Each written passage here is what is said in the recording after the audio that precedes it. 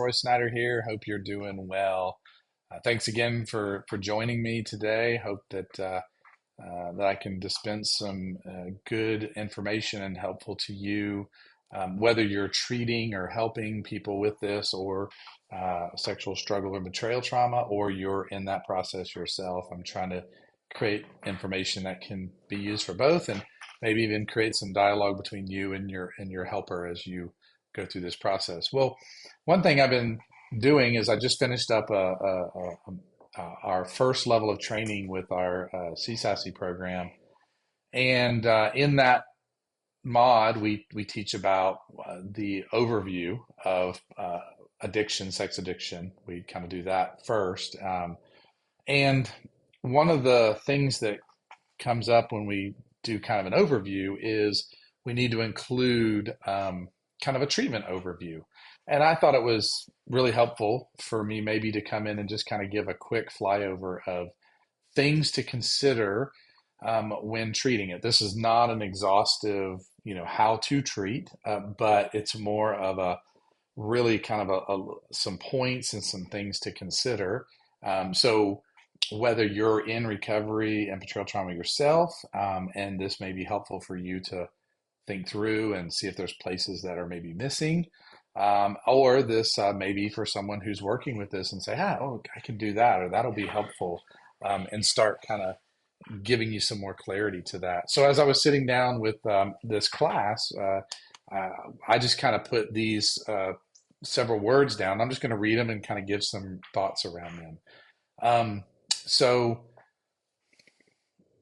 I'll say this as the onset: everything is spiritual. We come from a faith perspective, so everything we do is from a Christian perspective.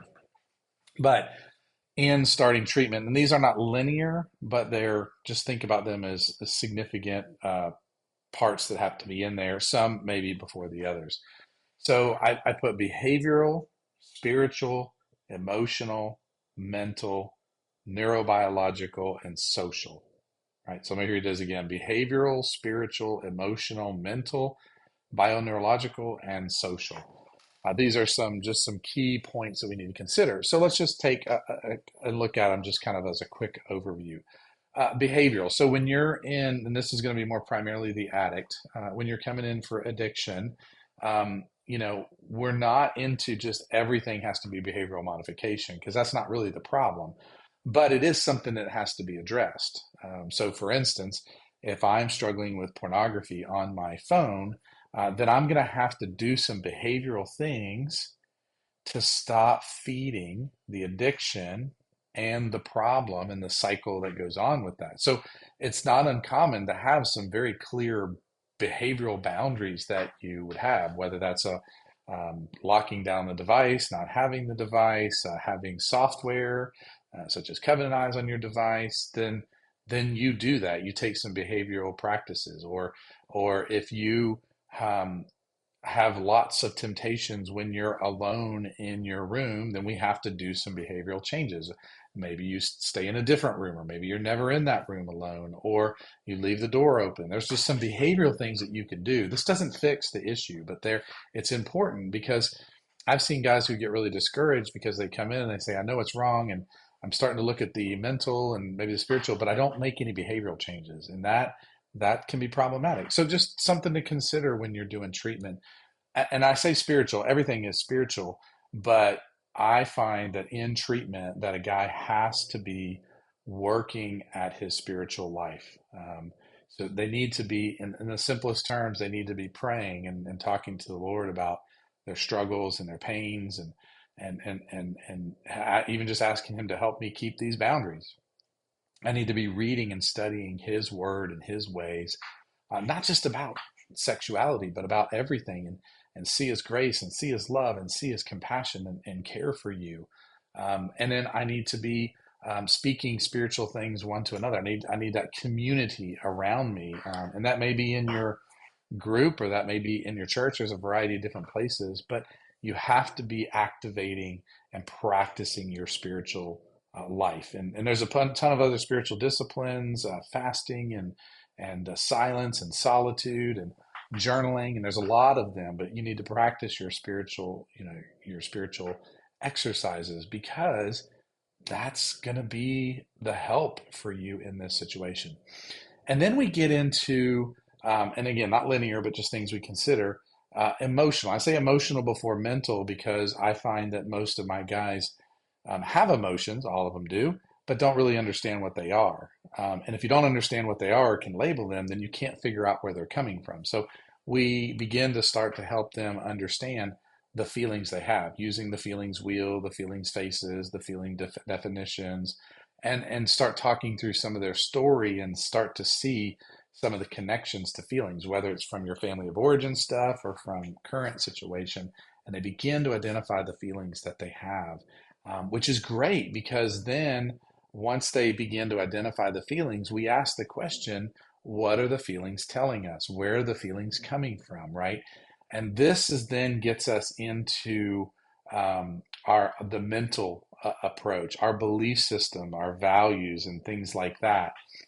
So, for instance, if a guy says that, I'm really overwhelmed at work and I'm really scared in this situation with my boss, then we can go, okay, well, you've identified what you feel and you've identified some of the things that may be contributing to it. Why is that fearful? Why is that overwhelming or scary to you, right? Well, because I have a belief that I'm going to get in trouble. Well, where did you get the belief that you're going to get in trouble? Was there some indication that your boss told you were going to get in trouble? Or is that something that has come from your past that is playing into it when authority wants to talk to you, right?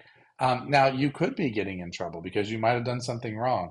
But what happens is that when I perceive that, I have that belief system and I perceive that and I start to feel these things, I then maybe move to try to avoid and do things inappropriate to escape that pain and that possibility.